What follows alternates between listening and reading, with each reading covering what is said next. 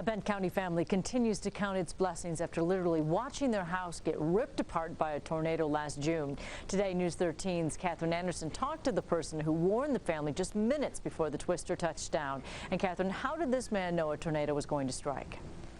Tom Magnuson is a meteorologist working in Pueblo, and he knew the standard warning process, but he also knew that waiting on TV or radio stations to relay that message just wouldn't cut it this time, so he did it himself. We've never been hit before. Hope we never get hit again. Blindsided by a twister on a Wednesday afternoon, the Crandells never saw it coming. But over 100 miles away, a greater power was watching. It looked so severe on the radar that it was just, okay, I'm going to issue a warning for this. At the National Weather Service in Pueblo, Tom Magnuson was tracking the twister. Okay, the storm is right here now. Saw a house in its path. This is where the Crandells live down here. And picked up the phone. I believe a young daughter answered the phone, and I kind of scared her, really, because the first question I asked was, do you see a tornado out your window?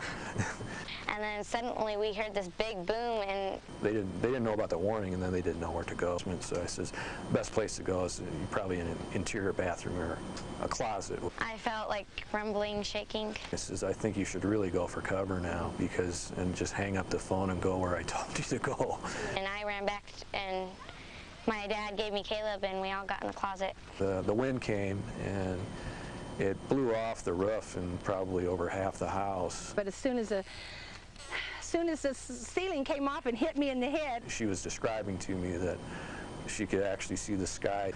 The west side of the house, the wall was completely ripped away, and I guess one of the daughter's bedrooms was totally exposed. This was my room over here. I was lucky to be safe. One phone call saved their lives. Just to protect life and property, that's our mission. So.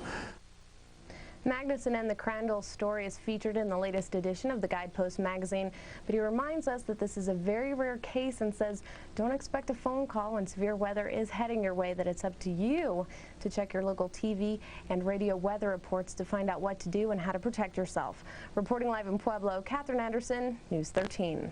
Great story. Thanks, Catherine. Our law enforcement agencies along the I-25 corridor are searching for 55-year-old Linda Jones, who disappeared Friday morning. Jones was last seen in a bank in